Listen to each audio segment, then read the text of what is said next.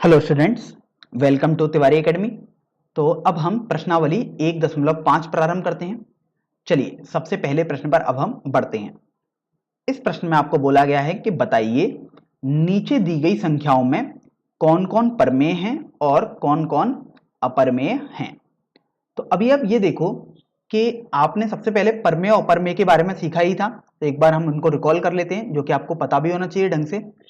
परमेय संख्याएं हमेशा P बटे Q इस रूप की होती हैं, जहां P व Q पूर्णांक होते हैं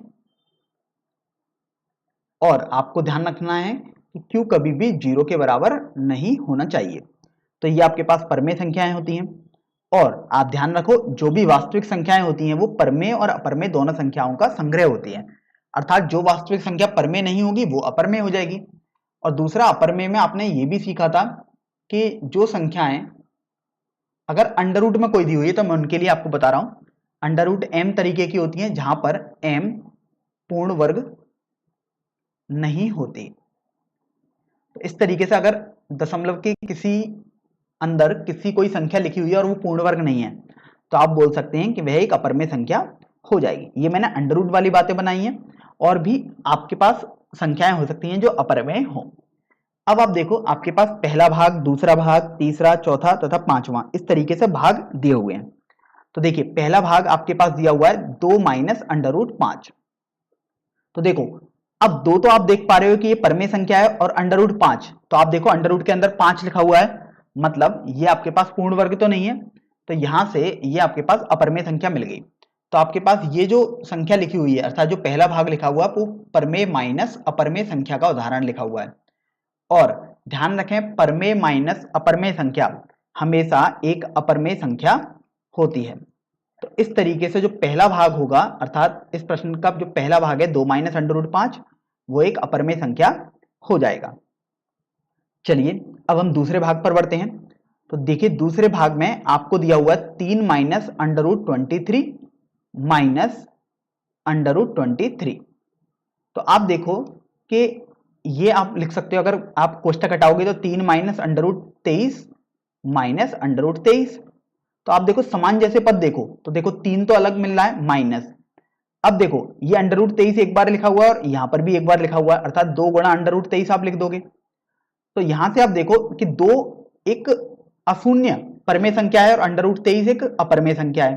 तो ये आपके पास परमेय संख्या हो गई और ये पूरी आपके पास अपरमेय संख्या हो गई। तो यहां से आपने देखा, ये परमेय माइनस अपरमेय संख्या का एक उदाहरण हो गया, और वो तो आप जानते ही हैं कि एक अपरमेय संख्या आएगी। तो इस तरीके से आपके पास ये जो द्वितीय भाग होगा वो भी एक अपरमेय संख्या का उदाहरण हो जाएगा। चलिए अब हम तीसरे भाग पर बढ़ते हैं। तीसरे भाग में आप देखिए, आपके पास दिया हुआ है 2 अंडर रूट 7 बटे 7 अंडर रूट 7। तो यहां से आप देखो कि आप के पास जो समान जैसे पद दिखाई दे रहे हैं, जैसे आप देखिए अंडर रूट 7 और अंडर रूट 7, तो ये तो आपके पास बेसिकली कुछ ऐसे लिखा हुआ है, 2 गुणा अंडर रूट 7 और ये 7 गुणा अंडर रूट 7। तो आप यहां से देख रहे हैं कि अंडर रूट 7 जो अंश और हर दोनों में है, ये तो कैंसिल हो जाएगा, तो आपके पास केवल 2 बटे 7 बचेगा। तो आप देखिए 2 बटे 7 तो एक P बटे Q वाली फॉर्म होती है, जहां P और Q दोनों पूर्णांक हैं, अर्थात 2 और 7 पूर्णांक ही हैं और Q 0 भी नहीं है। तो ये आपके पास जो संख्या आएगी वो अपरमेय संख्या हो जाएगी। तो इस तरीके से आपने तीसरा भाग भी हल कर दिया है। अब देखिए हम चौथे भाग पर बढ़ते हैं। तो चौथे भाग में आप देखिए, आपको 1 बटे अंडर रूट 2 दिया हुआ है। तो ध्यान रखिए, आपके पास जो अंश में संख्या लिखी हुई है वो अशून्य परमेय संख्या है, और अंडर रूट 2 एक अपरमेय संख्या होती है। तो परमेय बटे अपरमेय एक अपरमेय संख्या ही आती है। इस तरीके से आपका ये चौथा भाग भी पता लग गया कि अपरमेय संख्या हो जाएगा।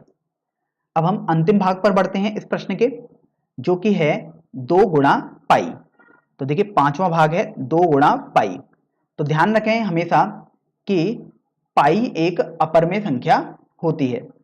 अब कुछ छात्रों को संदेह हो सकता है कि पाई अपरमेय संख्या कैसे है।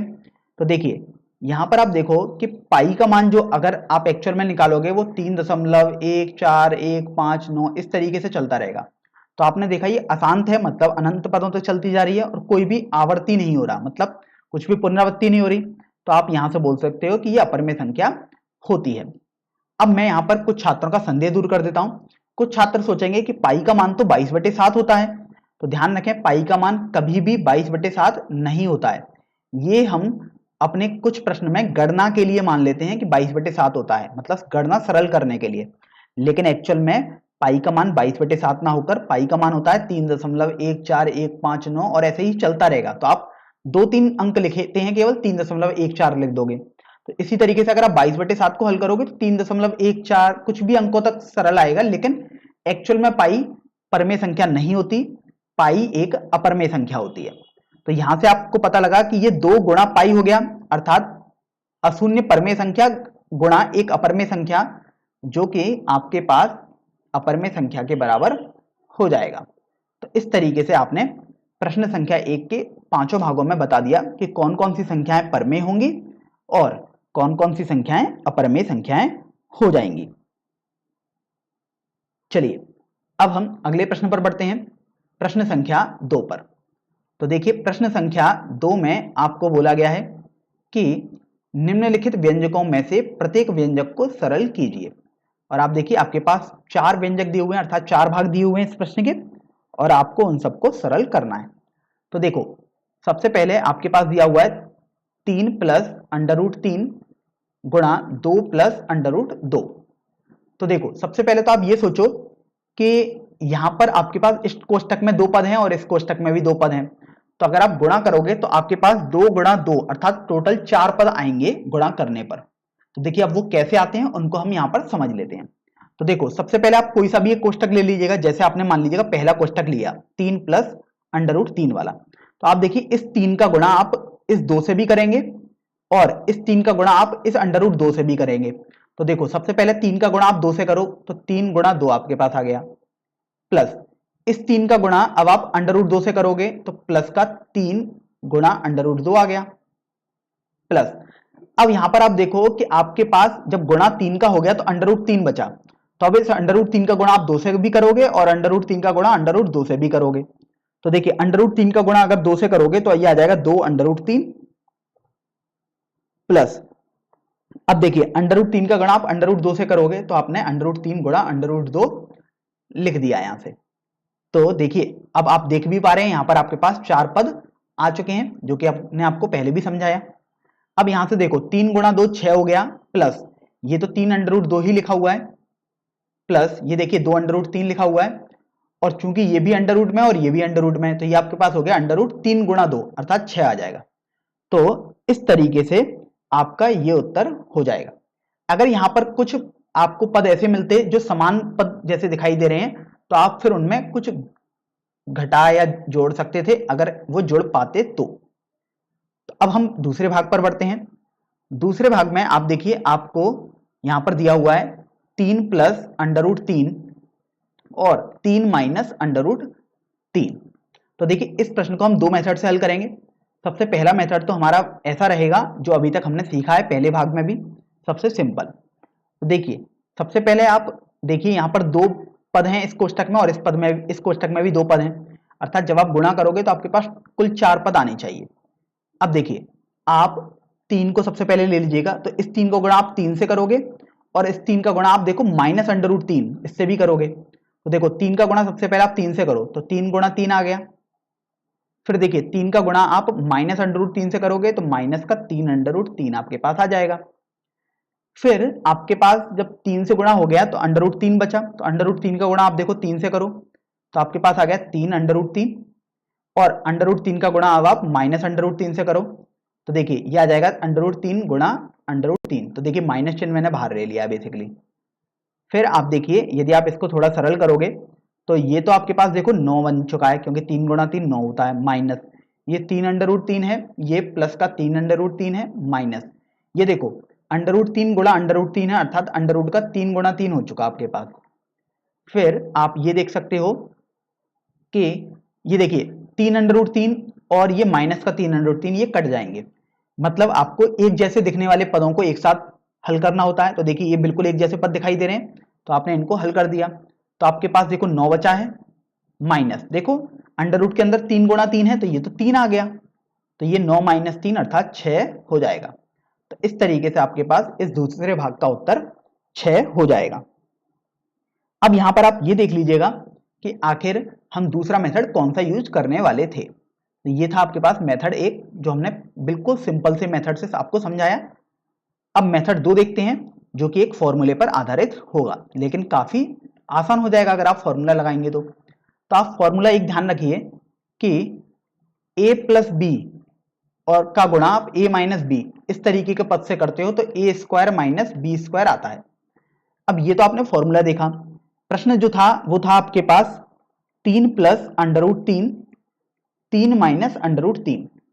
तो देखो जब आप तुलना करोगे इस फॉर्मूले से इस प्रश्न की तो आपको पता लगेगा कि a तो आपके पास बेसिकली 3 है और b आपके पास अंडर रूट 3 है। तो देखो जो इसका मान आना चाहिए वो आना चाहिए a का स्क्वायर अर्थात 3 का स्क्वायर माइनस b का स्क्वायर अर्थात अंडर रूट 3 का होल स्क्वायर। तो देखिए 3 का स्क्वायर अर्थात ये तो आपके पास 9 आ जाएगा, तो आपने 9 लिख दिया, माइनस अंडर रूट 3 का स्क्वायर ये आपके पास 3 आ जाएगा। तो इस तरीके से आपके पास ये उत्तर 6 हो जाएगा। तो इस तरीके से आप इस सूत्र से भी इस प्रश्न को हल कर सकते थे। चलिए अब हम तीसरे भाग पर बढ़ते हैं। तो देखिए तीसरे भाग में जो आपको दिया हुआ है वो है under root 5 plus under root 2 का होल स्क्वायर। तो देखिए under root 5 plus under root 2 का होल स्क्वायर है। अब यहां से आप ये देखो कि आप होल स्क्वायर जब भी लिखा है इसका मतलब तो ये होता है कि आपके पास लिखा हुआ है under root 5 plus under root 2 का गुणा दोबारा खुद से ही कर दे रहे हो अर्थात under root 5 plus under root 2 से ही आप कर दे रहे हो। यहां पर भी आप देखो 2 कोष्टक हैं और हर कोष्टक में 2 पद हैं अर्थात 2 गुणा 2 आपके पास 4 पद आने चाहिए सरल करने पर। तो देखिए कैसे आएंगे उनको समझ लेते हैं। इस अंडर रूट 5 का गुणा आप अंडर रूट 5 से करोगे और फिर अंडर रूट 2 से करोगे। तो देखिए अंडर रूट 5 का गुणा अंडर रूट 5 से करोगे तो अंडर रूट 5 गुणा 5 आ जाएगा, प्लस अंडर रूट 5 का गुणा अंडर रूट 2 से करोगे तो अंडर रूट 5 गुणा 2 आ जाएगा, प्लस अब देखिए अब आपके पास यहां पर अंडर रूट 2 बचा है तो इसका गुणा आप अंडर रूट 5 से करोगे और फिर अंडर रूट 2 से करोगे तो ये आ जाएगा अंडर रूट 2 गुणा 5 और आ जाएगा अंडर रूट 2 गुणा अंडर रूट 2। तो अभी आप ये देखो जब आप इसको हल करोगे तो देखो अंडर रूट के अंदर 5 गुणा 5 है अर्थात ये तो केवल 5 आ गया, प्लस जब इसको हल करोगे तो ये अंडर रूट 10 आ जाएगा, प्लस इसी तरीके से ये भी अंडर रूट 10 आ जाएगा और ये अंडर रूट 2 गुणा 2 अर्थात 2 आ गया। तो आप देखो आप 5 और 2 को तो आसानी से जोड़ सकते हो तो ये आपके पास 7 आ जाएगा, प्लस अब देखो अंडर रूट 10 और अंडर रूट 10 ये एक जैसे पद दिखाई दे रहे हैं तो आप इनको जोड़ सकते हैं तो ये आ जाएगा 2 अंडर रूट 10। तो इस तरीके से आपका ये उत्तर हो जाएगा। अब यहां पर हम दूसरे मेथड से भी इस प्रश्न को देख लेते हैं। ये आपने मेथड 1 से इसको हल किया बेसिकली गुणा से, जिसमें हमने कुछ भी फॉर्मूला यूज नहीं किया है। अब मेथड 2 में क्या है उसको हम समझ लेते हैं। मेथड 2 में ध्यान रखें एक फॉर्मूला आपके पास होता है a प्लस बी का होल स्क्वायर। तो ये होता है A square plus 2ab plus B square. अब ये फॉर्मूला आपको कंठस्थ होना चाहिए तभी आप मेथड 2 लगा पाएंगे।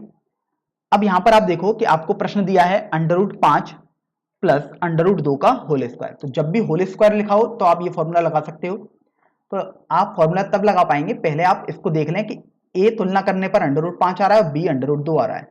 तो देखिए a की जगह अंडर रूट 5 लगा दो अर्थात अंडर रूट 5 का whole square plus 2 under root 5 गुणा अंडर रूट 2 क्योंकि b का मान तो अंडर रूट 2 है और b स्क्वायर अर्थात अंडर रूट 2 का होल स्क्वायर आ गया यहां से। अब यहां से आप देखिए जब आप इसको हल करोगे तो अंडर रूट 5 का होल स्क्वायर अर्थात 5 आ जाएगा, प्लस देखो 2 को तो ऐसे ही रहने दो और ये अंडर रूट 5 गुणा अंडर रूट 2 हो जाएगा मतलब under root 10 plus under root 2 का होल स्क्वायर 2 आ जाएगा। तो आप देखिए 5 और 2 को आप जोड़ दीजिएगा तो ये 7 प्लस 2 अंडर रूट 10 हो जाएगा। तो इस तरीके से आपने मेथड 2 से भी सीख लिया कि कैसे इस प्रश्न को हल किया जाता है। चलिए अब हम सबसे अंतिम भाग पर बढ़ते हैं इस प्रश्न के, जो कि है under root 5 minus under root 2 गुणा under root 5 plus under root 2। चौथे भाग में आपको बोला गया under root 5 minus under root 2 और under root 5 plus under root 2। तो देखिए अब आप चाहें तो इसको भी 2 भागों से हल कर सकते हैं। एक तो सिंपल गुणा करके आपके पास 4 पद आएंगे और आप हल कर सकते हो, लेकिन आप देखो अभी हमने दूसरे भाग में एक आपको फॉर्मूला बताया था कि अगर आपके पास a प्लस बी का गुणा a माइनस बी, इस तरीके का कोई भी गुणा दिया हो फॉर्मूले से आप a square minus B square के बराबर याद रखेंगे। लेकिन अब आप देखो कि a प्लस बी मतलब आपके पास देखो ये वाला एक कोष्टक आ रहा है a प्लस बी तरीके का, और a माइनस बी मतलब ये वाला कोष्टक आ रहा है। तो आप तुलना करने पर पा रहे हो कि a का मान आपके पास √5 हो जाएगा और b का मान √2। तो बस अब आप इस फॉर्मूले का सहारा लेंगे और a की जगह लेकिन √5 और b की जगह √2 लगा देंगे। तो देखिए यह आ जाएगा √5 का होल स्क्वायर माइनस b की जगह √2 लगा दिया तो √2 का होल स्क्वायर आ गया। तो आप देखिए √5 का होल स्क्वायर मतलब 5 माइनस √2 का होल स्क्वायर मतलब 2। तो देखिए 5 माइनस 2 आपके पास ये 3 आ जाएगा। तो इस तरीके से आपने यह पूरा प्रश्न हल कर दिया है। अब हम प्रश्न संख्या 3 को हल करते हैं। इस प्रश्न में आपको बोला गया है कि आपको याद होगा कि पाई को एक वृत्त की परिधि मान लीजिएगा c है और उसके व्यास जो कि आपने d माना है के अनुपात से परिभाषित किया जाता है, अर्थात पाई बराबर c बटे d है। यह इस तथ्य का अंतर्विरोध करता हुआ प्रतीत होता है कि पाई अपरमेय है। इस अंतर्विरोध का निराकरण आप किस प्रकार करेंगे? तो देखिए यहां से आपको बेसिकली बोला गया है कि पाई अगर आप निकालोगे तो वृत्त की परिधि बटे व्यास कुछ इस तरीके से आप निकालते हैं, क्योंकि आप जानते हो परिधि 2 पाई आर होती है, जहां 2r व्यास हो गया और परिधि 2 पाई आर हो गई तो पाई आ जाएगा आपके पास। अब यहां से आप देखो कि आपको ये बोला गया कि ये तो परिधि बटे व्यास है, अर्थात ये तो p बटे q के रूप में आ रहा है। तो आखिर ये कैसे अपरमेय संख्या होती है? तो आप जानते हैं कि पाई एक अपरमेय संख्या है, तो आपको बोला गया है कि यह इस बात का अंतर्विरोध कर रहा है कि पाई अपरमेय है। मतलब ये तो आपको बता रहा है कि पाई परमेय है, लेकिन आप तो कहते हैं कि पाई अपरमेय है।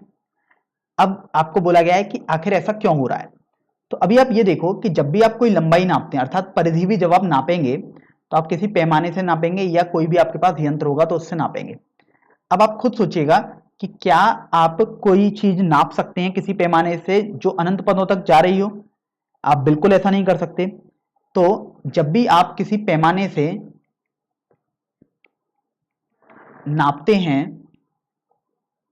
तो वो आप कुछ ही स्थानों पर नाप पाते हैं, अर्थात आप एक परमेय संख्या के रूप में ही नाप पाते हैं। इसका मतलब यह हुआ कि आप अनंत पदों तक तो नाप ही नहीं सकते। तो आपने अपनी तरफ से परिधि को बेसिकली अगर आप नाप रहे हैं तो आप अपनी तरफ से परिधि को या व्यास किसी एक को परमेय संख्या ही नाप रहे हैं, लेकिन ऐसा संभव तो नहीं है कि आप कोई पैमाना लें और उस पर बहुत सारे अनंत पदों तक आप नापते रहें, तो ऐसा संभव ही नहीं है। तो इसका मतलब ये हुआ कि कोई ये अंतर्विरोध नहीं हुआ, ये बिल्कुल सही कथन भी बिल्कुल सही है और पाई एक अपरमेय संख्या भी होता है। तो इसका मतलब ये हुआ कि आप C या D के बारे में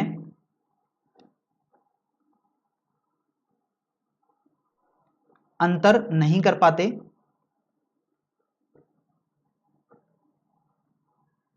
कि वो अपरमेय हैं। तो बेसिकली कहने का मतलब यही है कि आपको ये नहीं पता लग पाता कि C या D अर्थात परिधि और व्यास अपरमेय है या नहीं, लेकिन आप तो हर चीज परमेय के रूप में ही नाप रहे हैं। चलिए अब हम अगले प्रश्न पर बढ़ते हैं, प्रश्न संख्या 4 पर।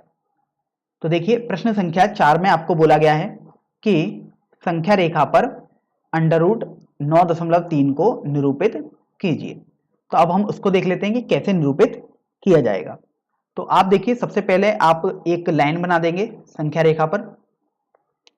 अब आप देखिए यहां से आप कोई भी एक बिंदु लेंगे और उससे 9.3 दूरी आप अपनी प्रकार में भर के यहां पर एक चाप लगा देंगे। तो ये आपके पास AB दूरी आ गई 9.3 वाली। तो मैं यहां पर लिख भी देता हूं कि ये जो दूरी आपके पास आई है वो एक 9.3 दूरी आई है। अब यहां से आप देखो कि अगर आप B से एक दूरी एक की चाप भरें और वो यहां पर लगाएं तो देखिए ये आपके पास C बिंदु आ जाएगा। तो यहां पर भी लिख देते हैं कि जो BC दूरी है वो आपके पास 1 आई है।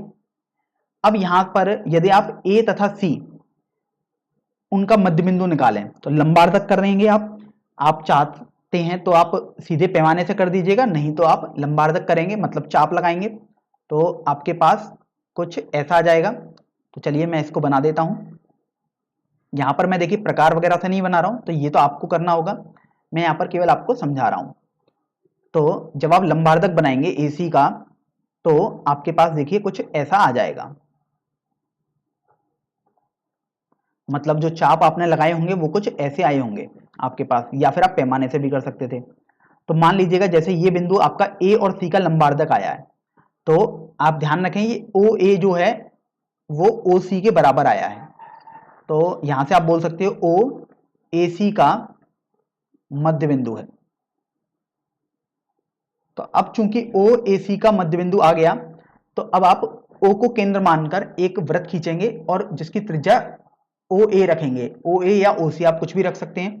तो देखिए जब आप वो वृत्त बनाएंगे तो आपके पास कुछ ऐसा आ जाएगा। तो मैं यहाँ पर वृत्त बना रहा हूं।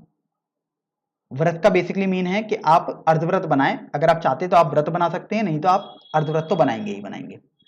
फिर जब आपने देखिए ये अर्धवृत्त बनाया, तो अर्धवृत्त बनाने के बाद अब आप B से एक लंब खींचेंगे। तो लंब का मतलब होता है आप 90 डिग्री पर एक लाइन बनाएंगे जो B से जा रहेगी।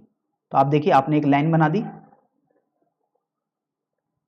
और ये आपके पास 90 डिग्री हो जाएगा क्योंकि आपने लंब खींचा है। तो ये जो दूरी है इसको मान लीजिएगा आप D दूरी, आपने D पॉइंट बोल दिया। तो इस तरीके से अब आप A से D के बीच की दूरी ले लीजिएगा, सॉरी O से D के बीच की दूरी ले लीजिएगा। मतलब आप O से D के बीच की दूरी कुछ ये ले लेंगे और इतनी दूरी लेकर आप अपनी प्रकार में एक चाप लगाएंगे तो आपके पास ये E पर मिल जाएगा। तो इस तरीके से जो OE लेंथ आएगी आपके पास, आप देख सकते हो OE लेंथ आपके पास यहां से लेकर यहां तक आ जाएगी। ये जो लेंथ होगी यही लेंथ आपके पास √9.3 हो जाएगी।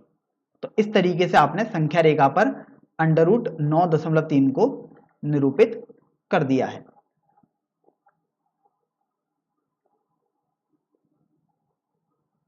अब हम प्रश्नावली 1.5 का सबसे अंतिम प्रश्न अर्थात प्रश्न संख्या 5 हल कर लेते हैं। यहां पर आपको बोला गया है कि निम्नलिखित हरों का परमेयीकरण कीजिए, और आप देखिए आपके पास 4 भाग दिए हुए हैं। अब यहां से सबसे पहले हम परमेयीकरण का मतलब समझ लेते हैं।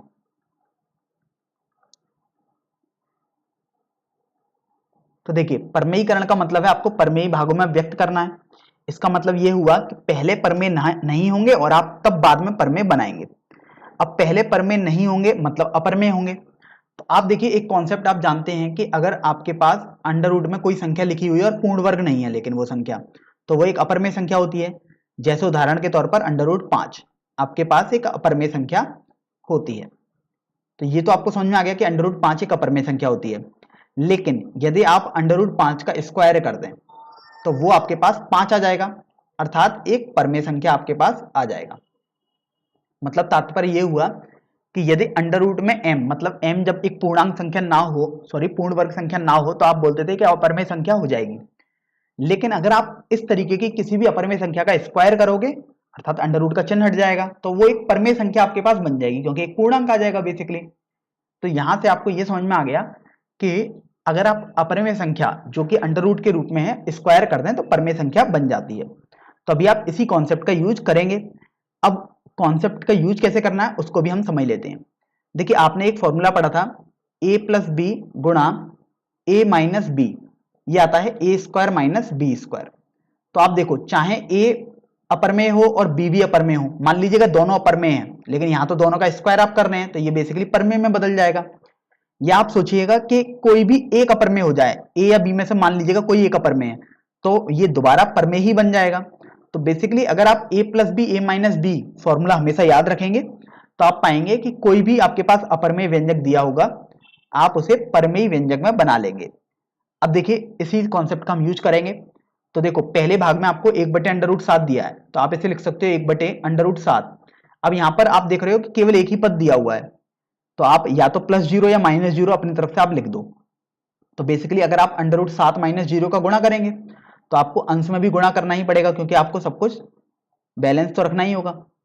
तो आप देखो अंश में तो आपके पास √7 - 0 ही चल रहा है बटे, अब यहां से आप देखो ए plus B A minus B, ये वाला फॉर्मूला आप लगा दो ए स्क्वायर माइनस बी स्क्वायर, तो ये आ जाएगा अंडर रूट 7 का होल स्क्वायर माइनस 0 का होल स्क्वायर। तो आप देखो ये आपके पास आ गया अंडर रूट 7 माइनस 0 मतलब अंडर रूट 7 बटे अंडर रूट 7 का स्क्वायर करोगे मतलब 7 आ जाएगा, माइनस 0 का स्क्वायर करोगे तो 0 आ जाएगा। तो ये यहां से अंडर रूट 7 बटे 7 आपके पास आ जाएगा।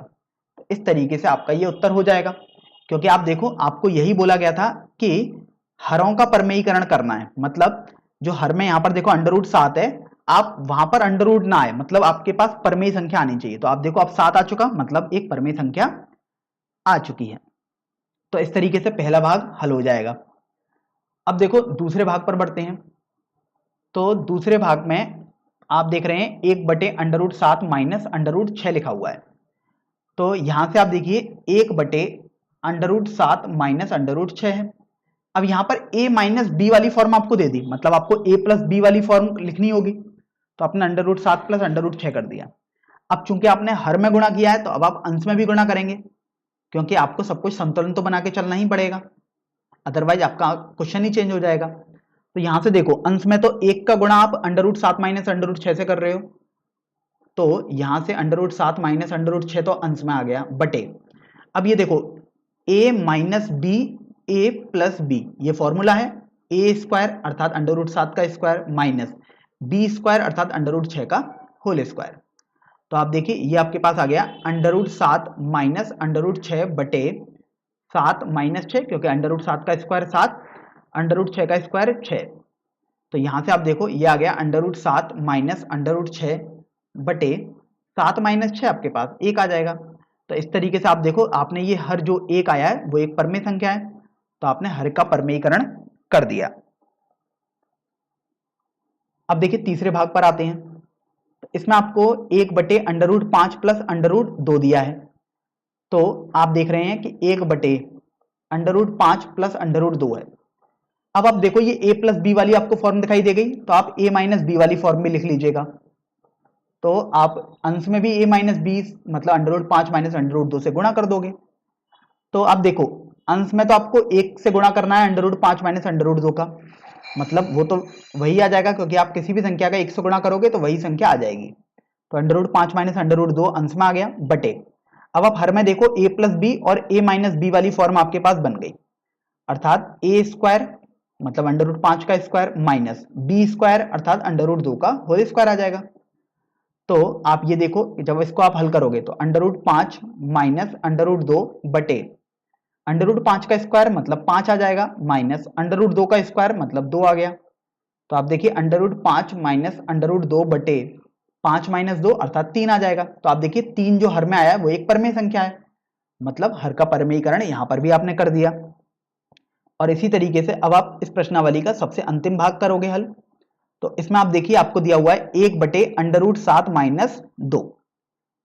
तो आप ये देखो 1 बटे अंडर रूट 7 माइनस 2 दिया हुआ है।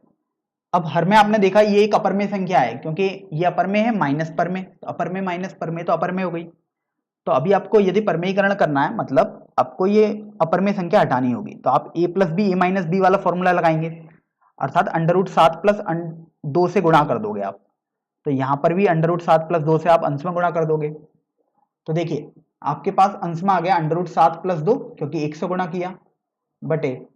अब ये देखो a स्क्वायर अर्थात अंडर रूट 7 का whole square minus B square अर्थात 2 का होल स्क्वायर आ गया। तो यहां से देखो अंडर रूट 7 प्लस 2 आ जाएगा अंश में बटे, हर में आप देखो अंडर रूट 7 का होल स्क्वायर मतलब 7 माइनस, अब आप 2 का होल स्क्वायर करेंगे अर्थात 4 आ जाएगा।